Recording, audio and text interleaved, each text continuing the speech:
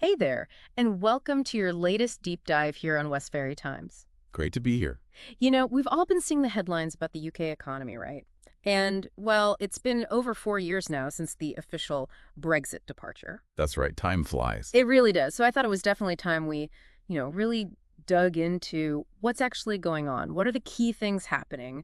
And what challenges are maybe coming up? A crucial question. Exactly. That's our mission today, really, to get a clearer picture. And to help us navigate all this, I'm absolutely delighted to have Dr. Michael Green joining us. Dr. Green is a senior economist over at the UK Policy Institute.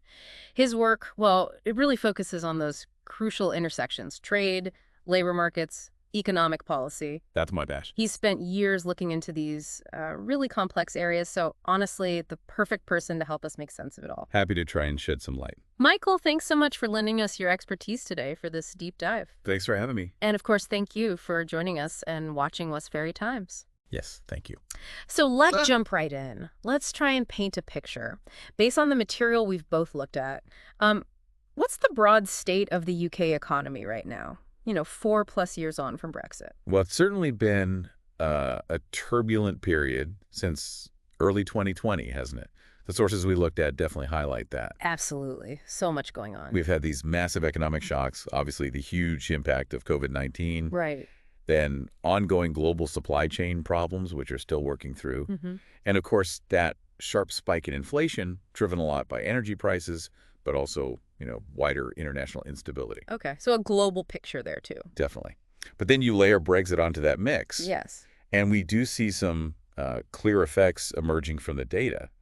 Trade with the EU, our closest neighbor, has noticeably dropped. Yeah, I saw those figures. Investment. Wow. Well, it seems to have become more hesitant. Businesses holding back a bit, maybe. Uncertainty playing a role. I think so. Yeah. And overall GDP growth has been, let's say, pretty sluggish. Now, the interesting bit, maybe, is that unemployment has stayed relatively low. Which seems positive on the surface. It does, but it hasn't really translated into stronger productivity.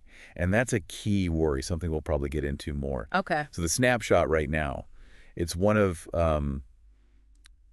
sort of subdued growth, really, surrounded by quite a bit of uncertainty. It sounds incredibly complex, and I guess the big question looking through this that you might be asking is, well, how much of this slow growth is actually down to Brexit itself versus all those other global shocks you mentioned? Ah, yes, the million-dollar question, isn't it? That- Or maybe the multi-billion-pound question. That indeed. And look, based on the research I've seen and, and what we looked at, it's definitely a combination. It's not just one thing. Okay. Think of it maybe like this. Brexit introduced new sort of friction, new hurdles into what was a very smooth, very integrated economic relationship with the EU. Friction like how? Well, this friction shows up as trade barriers, new checks, new paperwork, changes to how easily people can move to work, and different regulations developing over time. Right, those practical things. Exactly. So while those global events, COVID, energy prices get spored, they've absolutely battered the economy. Yeah. Brexit, you could argue, sort of set the stage. It maybe made the UK economy a bit more vulnerable, perhaps less resilient, when these external shocks hit. Okay, that makes sense. Setting the stage, you mentioned trade friction there. Let's dig into that a bit more, because I know from some of the reports, the changes UK businesses face trading with the EU seem quite significant. What are the main issues popping up? Absolutely. It's a huge part of the story. Uh-huh. A major factor is the introduction and the impact of what economists call non-tariff barriers. Okay, non-tariff barriers. What does that mean in practice? That there were really bites for businesses day to day. It means a whole new layer of customs paperwork that wasn't there before. Right, the admin. Yep. Navigating really complex rules of origin checks, basically proving where your goods really come from to get tariff-free access. Sounds complicated. It can be. And dealing with the fact that UK and EU regulations might start to drift apart over time, that creates uncertainty and potential costs. These just weren't big issues before Brexit for trade with the EU. And is this hitting all businesses equally? Well, that's what's interesting and maybe a bit concerning from the data we've seen. It seems to be hitting small businesses disproportionately hard. Why is that?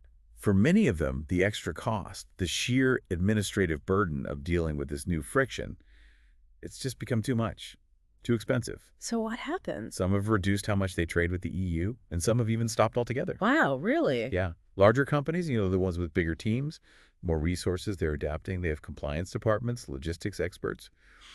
But even for them, the adaptation process seems to be slow, and it's definitely costly. Okay. So with that reduction in EU trade, this idea of global Britain comes up a lot, doesn't it? Forging new trade deals elsewhere. How effective have these new agreements, like with Australia or Japan, been in, filling that gap left by the EU trade changes? It's a really valid point to raise. And yes, the UK has been busy on that front. Trade deals secured with Japan, Australia, and New Zealand, Yeah. and joining the CPTPP, that big Pacific trade bloc. Right. Sounds positive? And they are positive steps, certainly. They will offer some benefits, especially in the longer term. Diversification is generally good. But I sense a but. Well, the but comes when you look at the economic modeling. Uh-huh. The projections consistently show that the overall economic boost from these new deals, while welcome, is expected to be considerably smaller than the volume of trade affected by the new barriers with the EU. Just because of the scale. Exactly. The sheer scale and, frankly, the closeness of the EU market meant those economic ties were incredibly deep and efficient. Replacing that volume quickly with partners further afield, it's proving difficult. So while diversifying trade makes sense strategically for the long run, it's just not a quick fix for the immediate trade adjustments post-Brexit. Which brings us back to that phrase, global Britain. Based on the evidence we've looked at, would you say it's like a tangible reality right now, or is it still more of an ambition, something that needs a clearer plan to actually happen? Based on the current evidence, I'd probably lean towards it being more of an aspiration at this point. Okay. The ambition is definitely there, no doubt. The idea of building this truly global network of trade partnerships. Right. However, what seems to be needed is a really clear, consistently applied policy roadmap to get there. What would that involve? Well, things like specific strategies for engaging with different global regions, actively working to address those non-tariff barriers in the new agreements too, not just the EU ones. And crucially, providing proper support for UK businesses trying to navigate these new, sometimes unfamiliar global markets. Makes sense. Without that kind of really well-defined strategy, global Britain risks remaining, a promising idea that hasn't quite translated into the major economic gains needed to offset the changes in the relationship with Europe. Okay, let's shift gears a bit. Another huge topic that keeps coming up is labor shortages. We see it everywhere: hospitality, healthcare, logistics. From what we've reviewed, how significant a factor has Brexit been in causing these shortages? A very significant factor, according to most analyses we've looked at. Really? That clear? The end of free movement, which was a cornerstone of EU membership, has directly led to a noticeable drop in the number of EU workers available in the UK labor market. And that hits certain sectors harder. Absolutely. It's been particularly pronounced in places like hospitality, hotels, restaurants, Oh. also agriculture, farming, and logistics like HEV drivers. These were all sectors that historically relied quite heavily on labor from the EU. Right. I remember the driver shortages being big news. Exactly. And the direct consequence for businesses in these areas has often been, well, significant disruption to their supply chains, and also rising labor costs as they find themselves competing harder to recruit and then retain the staff they need. So the government brought in the new points-based immigration system after Brexit. How has that worked out in terms of addressing these shortages we're talking about? Well, the intention behind the points-based system was clearly to shift focus, to create a more targeted immigration policy, prioritizing skilled workers needed in specific parts of the economy. Okay, has it done that? It probably has benefited some high-skilled sectors, yes, bringing in doctors, engineers, tech specialists perhaps. But its structure is less flexible, particularly for roles that might not meet the higher skill or salary thresholds. This has created real challenges for those lower-wage industries we just mentioned: hospitality, agriculture, care work. What kind of challenges? Many employers in those sectors report that the system feels quite bureaucratic. It could be expensive to use visa fees, sponsorship costs, and fundamentally, they argue it just doesn't adequately meet their actual labor needs on the ground. And the result? Well, this mismatch has definitely contributed to the record high levels of job vacancies we've been seeing across the UK economy. That came up in several of the reports we looked at. Lots of jobs advertised, but difficult to fill. And this isn't just about individual businesses struggling to find staff, is it? How do these labor shortages sort of ripple outwards and affect the wider economy? Precisely. It's much broader. These shortages feed directly into inflationary pressures. How so? Well, if businesses have to pay significantly higher wages to attract scarce staff, those increased costs often get passed on to consumers in the form of higher prices. Right, adding to the cost of living pressure. Exactly. And furthermore, think about productivity. When businesses are constantly operating short-staffed, They can't do as much. right, it inevitably leads to reduced output, lower productivity. If companies can't fulfill orders efficiently or deliver services properly because they just don't have enough workers, the overall output of the economy suffers. So, yeah, it acts as a significant drag on economic growth. Okay, let's pivot again. Let's talk about investment. You hear quite different takes on whether the UK is still seen as an attractive place for businesses to invest their money post-Brexit. What's your assessment looking at the data? Yeah, it's definitely a nuanced picture, not black and white. On the one hand, London absolutely continues to be a major global financial center. That hasn't fundamentally changed. Okay. And the UK still has real strengths, genuine advantages, in high-growth areas. Think tech, fintech, life sciences, the creative industries. These sectors are innovative, and they are still attracting investment. So there are positives. Definitely positives. However, there's also evidence suggesting that some investors, perhaps quite a few, have become more hesitant than they were before. Why hesitant? What factors are making them pause? A few things seem to be at play. The increased political instability we've seen in the UK over recent years is likely one factor.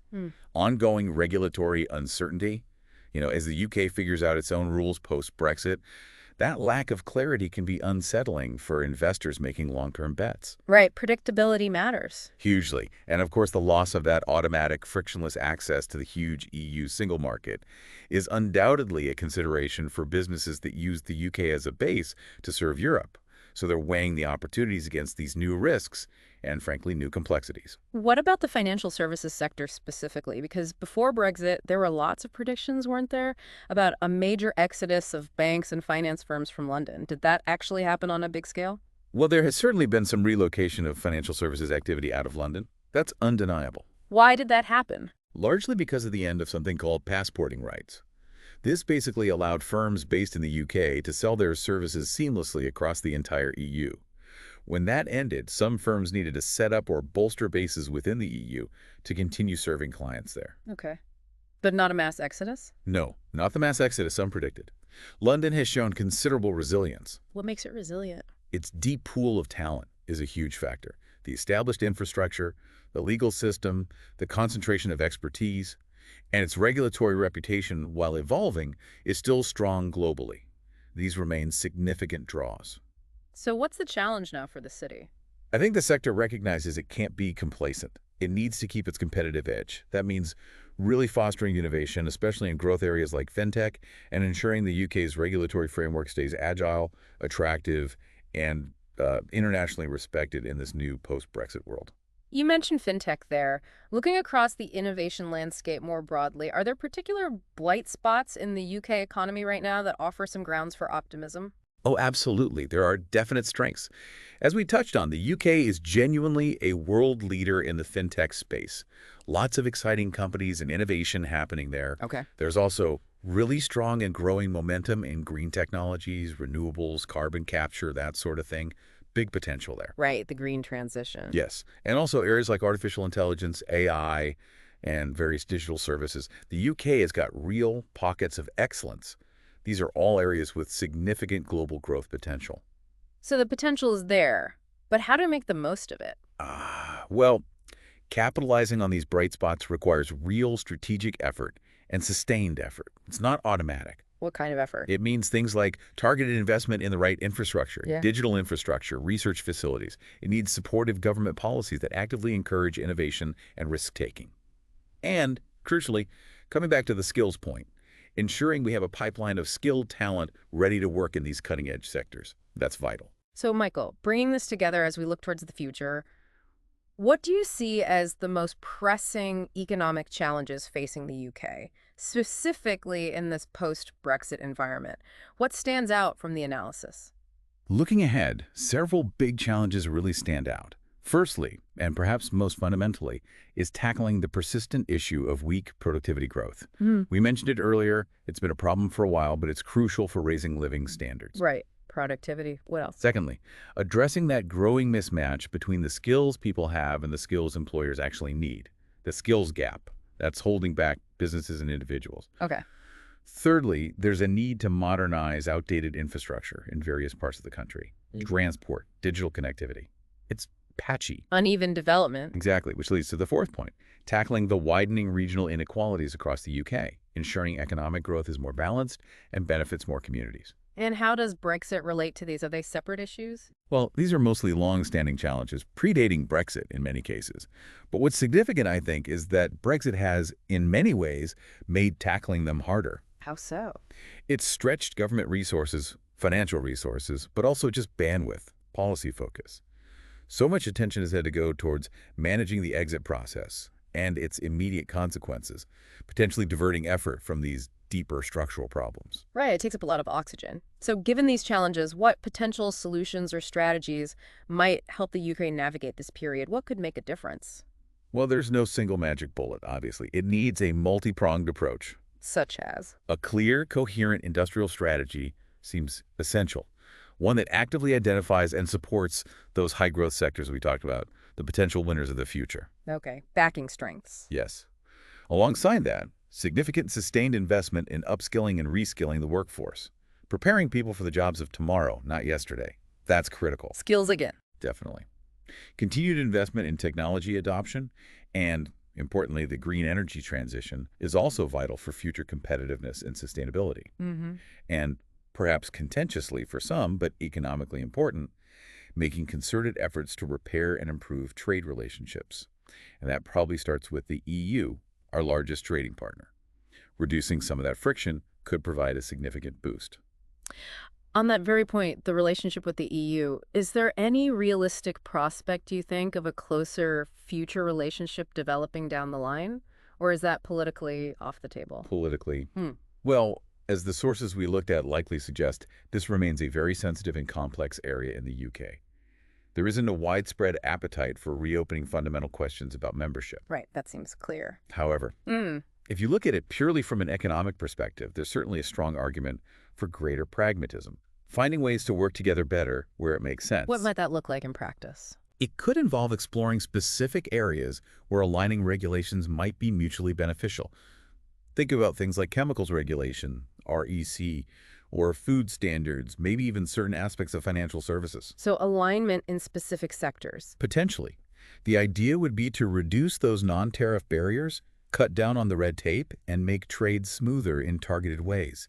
This could boost economic activity for both sides, crucially, without necessarily revisiting those really difficult political debates about membership or the single market structure. It's about finding practical, step-by-step solutions that serve mutual economic interest. Fascinating. A pragmatic path, perhaps. Michael, this has been an incredibly insightful conversation, really helpful. Thank you so much for sharing your expertise and helping us and our listeners get a much better handle on this really multifaceted economic picture facing the UK post-Brexit. Well, it's been my pleasure, really. Thanks very much for having me on this deep dive. It's an important discussion to have. Absolutely. And thank you for tuning in and watching Westferry Times. If you found this deep dive interesting, if it helped you understand the complexities of the UK economy a bit better, please do consider liking and sharing it. And don't forget to subscribe to the Westferry Times channel. We'll have more in-depth discussions coming your way.